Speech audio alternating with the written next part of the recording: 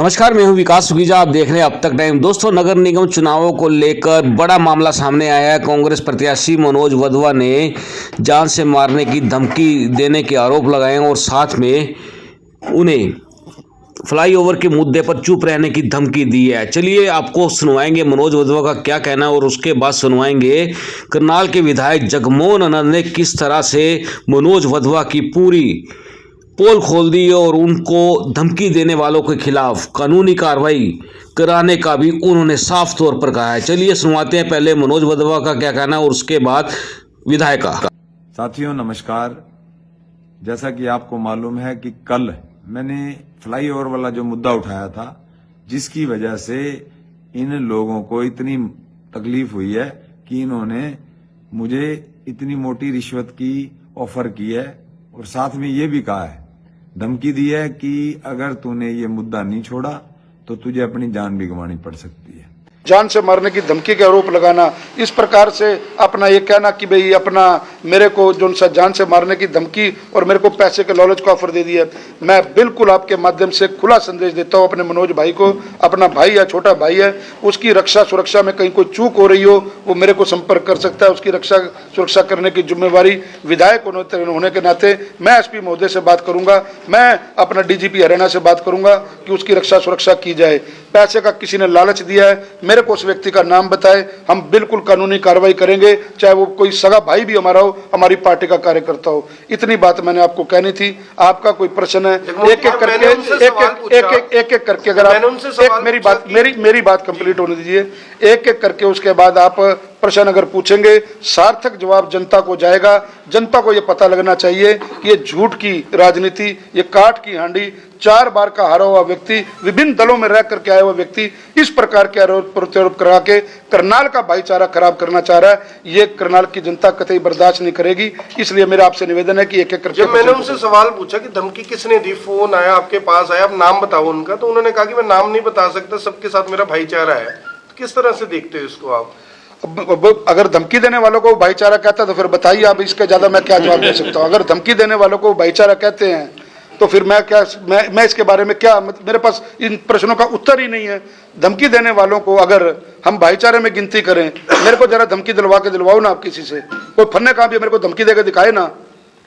वो अपने आप को अनकी पंजाबी कहते हैं, फिर अनकी मेरे को दे के दिखाए ना कोई धमकी, मैं बताऊंगा ना फिर धमकी का राजनीतिक लाभ लेने के लिए इस तरह से आरोप। देखिए कोरा बिल्कुल ये राजनीतिक लाभ है। देखिए उनके पिता मेरे पिता तुल्य हैं, मैं उनकी बहुत इज्जत करता हूं। पिता की आंखों में आंसू ला करके ऐसी राजनीति मैं जीवन में नहीं करना चाहूंगा।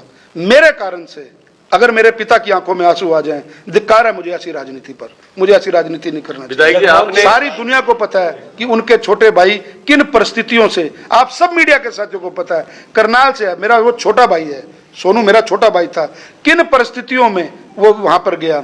और आज आपके सामने एक और खुलासा करता हूं, आप लोगों को शायद नहीं पता, मैं मीडिया के सामने ये बात कहता हूं। आज अगर मनोज जी अपने जीवित हैं तो उसका कारण एक मैं भी हूं। ये मैं बहुत बड़ी बात कह रहा हूं। मेरे पास 730 नंबर में मेरा ऑफिस था, मैं जिला अध्यक्ष था।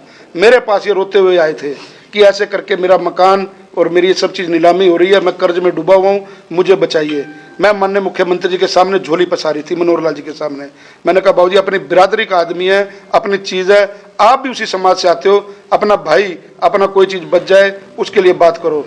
अब वो गीता की कसम खाने के लिए बहन जी को कह रहा है कि गीता पे कसम खा के लिए आप उसको किसी मंदिर में बांट लो, अगर वो मेरे पास ना आया हो मेरी जिम्मेवारी। मैं आज तक किसी भी मीडिया के साथी को ये बात नहीं कही। अगर क्योंकि किए हुए का रखना और इस प्रकार के वो जगमोहन आनंद का नाम लेकर के, विधायक का नाम लेकर के कहे कि गीता के ऊपर हाथ रख करके वो बात कहे, तो मैं ये चीज बर्दाश्त नहीं कर सकती। उनको पूछना जा करके कि क्या वो जगमोहन आनंद जी के दफ्तर में 730 नंबर सेक्टर 13, जो मैं भारतीय जनता पार्टी का जिला अध्यक्ष था, आप सब लोग आते रहे शाम के समय, क्या वो मेरे पास रोते हुए नहीं आए थे? क्या मैंने उनकी बाजू नहीं पकड़ी?